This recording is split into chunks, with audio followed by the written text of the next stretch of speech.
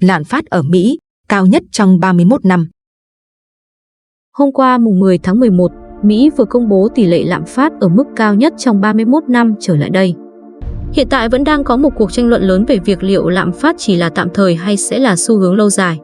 Tuy nhiên, có một thực tế không ai có thể chối cãi và tác động sát sườn đến cuộc sống hàng ngày của người Mỹ, đó là chi phí ăn uống và may mặc của các hộ gia đình đang tăng lên. Xét về khía cạnh này, những con số mới nhất thật sự đáng báo động. Trong tháng 10, chỉ số giá tiêu dùng của Mỹ tăng trưởng 6,2% so với cùng kỳ năm ngoái, mức tăng mạnh nhất kể từ 1990 và cao hơn nhiều so với các dự báo được đưa ra trước đó. Tuy nhiên, nếu nhìn vào một vài nhóm hàng liên quan đến các gia đình trẻ thì tình hình còn tồi tệ hơn. Chi phí để nuôi con đã tăng rất mạnh. Omer Sharif, chuyên gia của Inflation Insight LLC nhận xét, giá thực phẩm cho trẻ em đã tăng 7,9% so với một năm trước, mạnh nhất kể từ giữa năm 2008. Nhiều khả năng mức tăng của cả năm sẽ là lớn nhất từ trước đến nay. Trong khi đó, giá cả quần áo cho trẻ sơ sinh và trẻ nhỏ cũng tăng 7,6% so với một năm trước, mức tăng mạnh thứ hai trong 30 năm trở lại đây. Đã có nhiều nghiên cứu chứng minh các mặt hàng tạp hóa là một trong những thứ tác động mạnh nhất đến kỳ vọng lạm phát của người dân. Đó là những hàng hóa thiết yếu mà bạn không thể không mua. Tuy nhiên, chi phí nuôi con tăng mạnh cũng sẽ tạo ra áp lực lạm phát lớn và khiến bài toán điều hành chính sách lãi suất của Cục Dự trữ Liên bang Mỹ, Fed, càng thêm hóc búa. Thực phẩm có chung đặc điểm với năng lượng, nhu cầu đối với hai mặt hàng này co giãn rất ít, nhóm chuyên gia của ngân hàng Nomura viết trong nghiên cứu công bố ngày 10 tháng 11.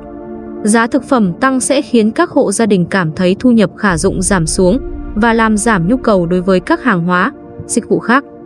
Cuối cùng, niềm tin tiêu dùng bị ảnh hưởng và khiến lực cầu giảm.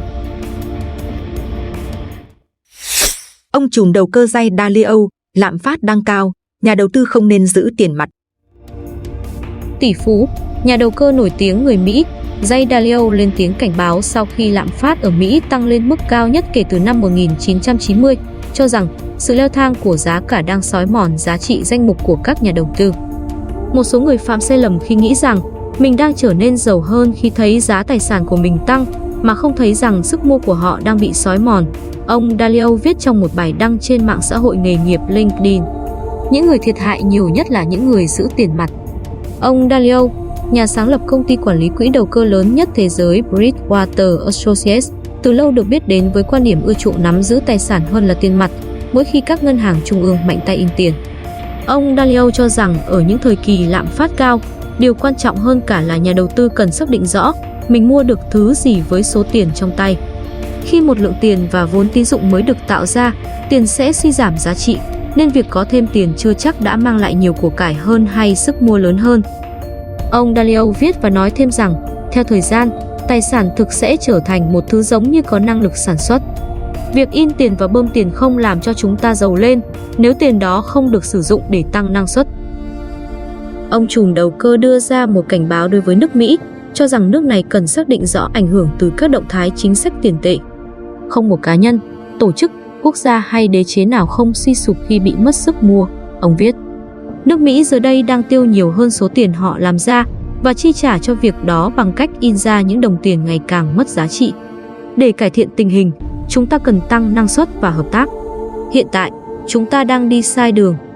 Dưới đây là những câu trích đáng chú ý nhất trong bài viết của ông Dalio, được hãng tin Bloomberg điểm lại. Ở thời điểm hiện tại, chính phủ Mỹ đang in rất nhiều tiền, mọi người có nhiều tiền hơn trước, và điều đó dẫn tới việc mọi người mua sắm mạnh hơn, tạo ra mức lạm phát cao hơn. Hiện nay, lượng tài sản tài chính đang có lớn hơn nhiều so với những gì có thể chuyển đổi được thành tài sản thực, nên tài sản tài chính bị mất giá. Khi bạn chứng kiến tài sản tài chính của bạn gia tăng như hiện nay, đừng nghĩ là bạn trở nên giàu hơn nếu sức mua của bạn đi xuống. Tiêu tiền vào đầu tư vào hạ tầng thay vì vào tiêu dùng thường dẫn tới năng suất cao hơn, nên đầu tư là một chỉ số tốt về thịnh vượng. Nói cách khác, in tiền và phân phối tiền mà không đưa vào sản xuất sẽ không làm gia tăng sự giàu có. Thay đổi về sức mạnh đến từ thay đổi về của cải. Vậy nên, hãy để ý xem ai đang làm gì để tạo ra sự thay đổi về của cải. Lịch sử cho thấy khi một cá nhân, tổ chức, quốc gia hay một đế chế chi tiêu nhiều hơn những gì họ kiếm được, thứ đợi họ phía trước là bất hạnh và hỗn loạn.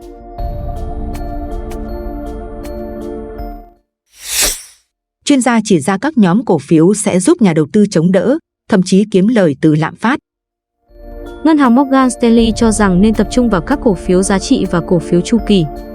Trong vài tháng trở lại đây, trì lạm là thứ khiến nhiều nhà đầu tư phải lo lắng trong bối cảnh giá cả bắt đầu tăng cao, trong khi nền kinh tế vẫn ở trong trạng thái trì trệ và chưa thể phục hồi.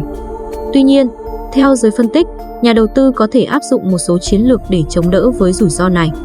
Trì lạm, stagflation, là tình trạng một nền kinh tế đồng thời phải đối mặt với hai vấn đề, lạm phát tăng vọt và các hoạt động kinh tế trì trệ. Hiện tượng này lần đầu tiên được ghi nhận trong những năm 1970 khi cú sốc giá dầu dẫn đến giá cả tăng vọt nhưng tăng trưởng GDP sụt giảm mạnh. Tương tự, gần đây giá năng lượng đã tăng khá mạnh, làm dấy lên nỗi lo về lạm phát. Trong báo cáo tháng 10, Ngân hàng Morgan Stanley nhận định rủi ro trì lạm đang thu hút sự chú ý của các nhà đầu tư. Lần này, trì lạm có thể bắt nguồn từ một cú sốc về cung. Chuỗi cung ứng toàn cầu bị gián đoạn đã gây ra tình trạng thiếu hụt trên nhiều lĩnh vực như năng lượng và chip bán dẫn. Tình trạng này có thể kéo dài sang năm sau, khiến áp lực lạm phát vẫn ở mức cao trong ngắn hạn, báo cáo viết. Trì lạm là một rắc rối lớn đối với các nhà hoạch định chính sách, bởi vì những biện pháp kiềm chế lạm phát như kiểm soát giá cả và tiền lương hoặc thắt chặt chính sách tiền tệ sẽ khiến tỷ lệ thất nghiệp tăng lên và gây khó cho tăng trưởng kinh tế. Cũng trong tháng trước, Goldman Sachs cảnh báo trì lạm là điều tồi tệ đối với thị trường chứng khoán. Dưới đây là một số cách tiếp cận mà các chuyên gia phân tích cho là nhà đầu tư có thể áp dụng để đối phó với nguy cơ trì lạm. Chiến lược tạ đòn. Theo Morgan Stanley, nhà đầu tư nên sở hữu các cổ phiếu giá trị đang ở mức giá rẻ, có tỷ lệ chi trả cổ tức cao và dòng tiền tự do lớn. Dòng tiền tự do chính là thước đo lợi nhuận, thể hiện doanh nghiệp tạo ra bao nhiêu tiền mặt sau khi đã trừ đi các khoản phải chi. Trong chiến lược tạ đòn, danh mục sẽ tập trung vào hai nhóm cổ phiếu đối lập nhau để phòng vệ trước các biến động của thị trường.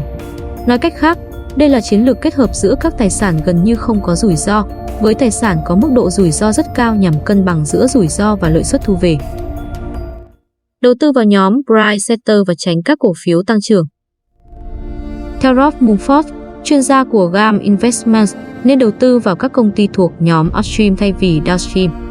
Upstream ám chỉ những ngành sản xuất ra nguyên liệu đầu vào cần thiết để sản xuất hàng hóa, trong khi hoạt động Downstream gần hơn với người tiêu dùng, ví dụ như sản xuất và phân phối.